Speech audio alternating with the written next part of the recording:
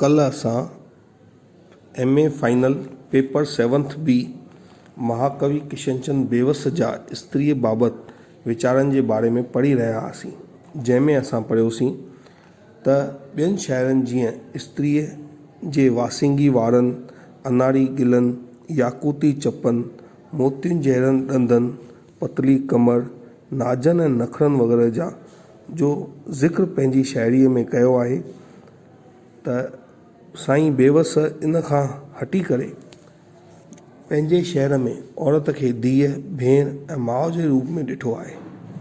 बेवस स्त्रीअ खे अथाह आदर जी नज़र सां ॾिसे थो। कवि लिखे थो त मिड़ई अवतार, महात्माऊं, कलाकार, वीर पुरुष, दुनिया जा मिड़ई दीपक सभु स्त्रीअ जे पेट जी पैदाइश आहिनि।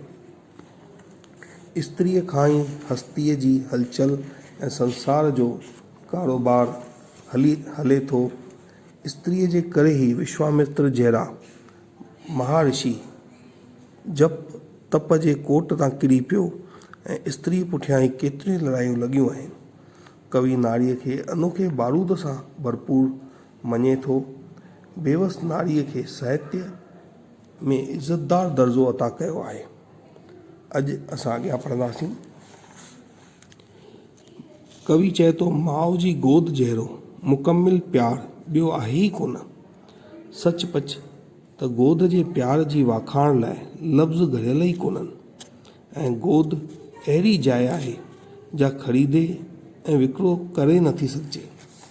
माउ पाण न खाई करे बि बचनि खे ॾेखाराए, मथिनि दुख में बि प्यार जो हथड़ो फेरे पंहिंजे दर्दनि मथां मुर्क जो पर्दो विझी ॿियनि जे दिलियुनि जा कवण टेड़े थी।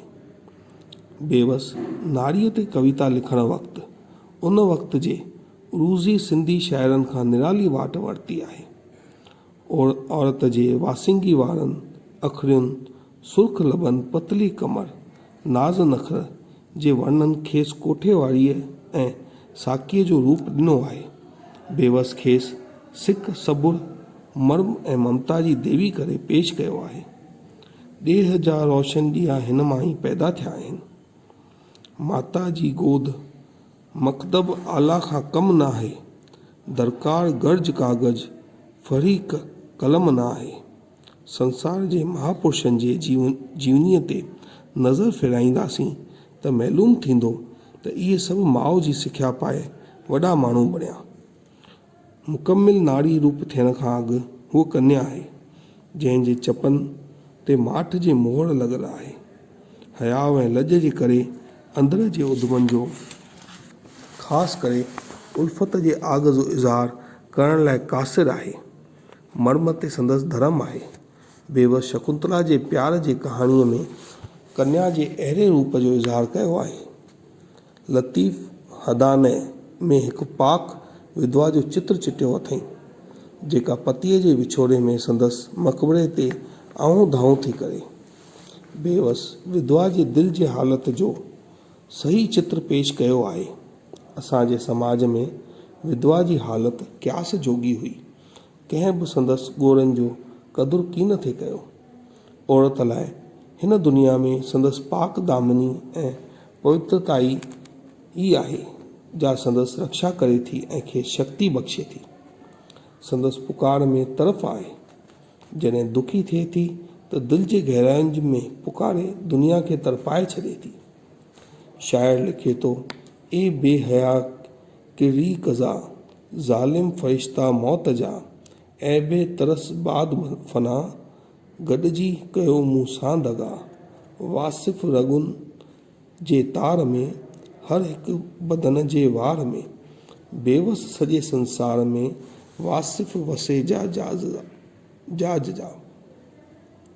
हूअ कवल ज्यां निर्लेप आहे, जेतोणीकि दिलि हमेशह ॿिनर थे रहियसि, छाकाणि जो खेसि सामाजिक तस्लीमी कोन आहे, पर त बि दर्द खे दॿाए संसार खे सचीअ हूब जी हुबकार सां वासे थी छॾे। बेवस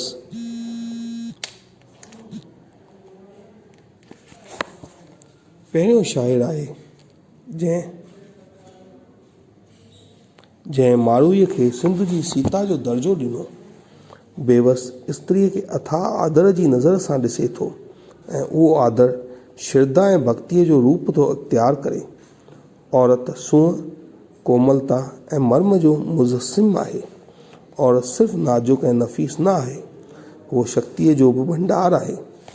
कवि बेवस औरत जे तिरछी नज़र ते तीर जो असरु वर्णन करण खां बि न हिटकियो आहे। दर हक़ीक़त बेवस जिते ज़रूरत महसूसु कई त उते औरत जे नाज़ अंदाज़ जो बि वर्णन कयो आहे। बेवस स्त्रियुनि जे प्यार भरियुनि दिलयुनि जो वर्णन पिणु कयो आहे। हू इश्क में सचियूं आहिनि, मरी मिटिजी वेंदियूं, पर इरादो कीन बदिलींदियूं। दुनिया में ज़र, ज़मीन ऐं ज़न जे करे लड़ायूं लॻियूं आहिनि। केकईअ जे करे राम बनवास वियो, सीता जे करे रावण मुओ, द्रौपदीअ जे करे महाभारत मतो। साॻे वक़्तु नारीअ खे सब्र ऐं सहनशीलता जी मूरत बि करे मञियो अथई। सिंधु जे मशहूरु लोक कहाणियुनि में मोहबती किस्सनि मां बि स्त्रियुनि बाबति सुठा नुक़्ता कढिया अथई। सुहिणी सची आशिकियाणी हुई। महबूब जे करे दरिया बि टिपी वेंदी हुई। दरिया जूं सभु दहशतूं सठाई मारूई पंहिंजे माइटनि ऐं मुल्क सां अहिड़ी वफ़ादार हुई जो उन्हनि जी सिक ऐं छिक जे करे लाख जी लोई रेशमी पोशाकुनि जे बराबरि कीन सम्झाई।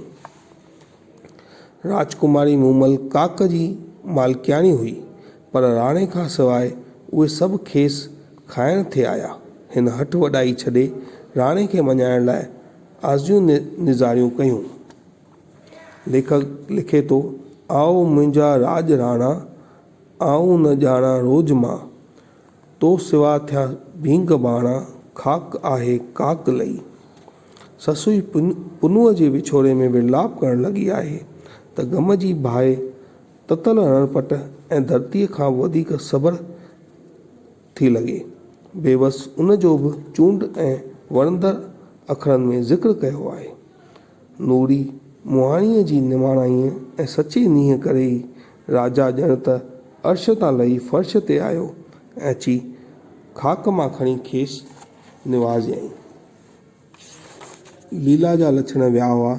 सचे मणे खे कच जे मणे सां मटे छॾियईं ऐं कोरू जेका सची आशिकियाणी हुई तंहिं कांध खटियो। लीला कूर जे ठाठ ते ठॻिजी माक जे फुड़े खे सचो मोती सम्झी असली मोती परे उछलियो। स्त्री पुरुष जी अर्धांगिनी आहे, ॿई हिक ॿिए खां सवाइ अधूरा आहिनि। पुरुष ऐं स्त्री हिक ई पखीअ जा ॿ पर आहिनि, पर इन करे ॿिन्ही परनि जो विकास हिक जेतिरो हुअणु घुरिजे। बेवस इन लाइ नारी विद्या ते ज़ोर ॾिनो आहे। वधीक चयो आहे त स्त्रीअ खे तालीम याफ़्ता करण सां क़ौम, समाज ऐं देश तरक़ी कंदो, छो त देश जे आईंदह जा अबा संदसि हथ हेठि परवरिश पाईंदा। इन करे समाज जी इमारत पुख़्ती थींदी। जंहिं क़ौम जा ॿार पूरे पेर ते न आहिनि, सा बेकार आहे। बेवस ईअं नथो चाहे त स्त्रीअ खे ग़ुलाम करे रखिजे। हिन लाइ स्त्री पूजा योग्य आहे। दुनिया जे तरक़ी पसंदि औरतुनि ॾांहुं इशारो करे चवे थो, अॼु बि कंहिं दुनिया जे सुधरियल मुल्क खे जाचे ॾिसो, हर तहरीक में पढ़ियल ज़ालुनि खयों छा ॿार आ। बेवस नारी विद्या जो हामी हो।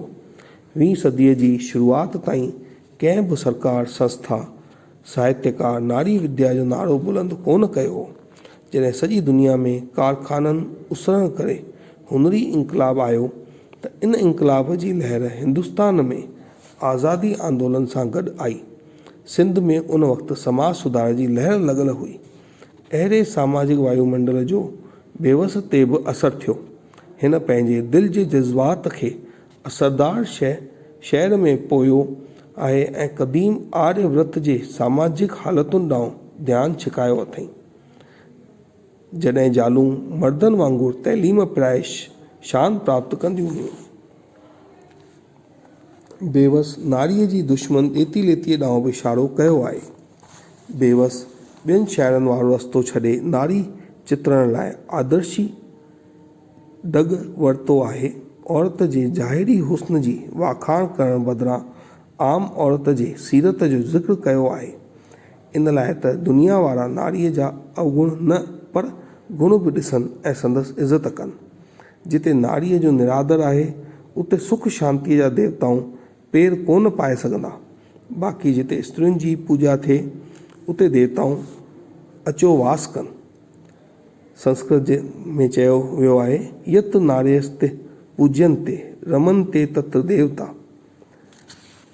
अॼु एसि ताईं पढ़ंदासीं, सुभाणे अॻियां। महिरबानी।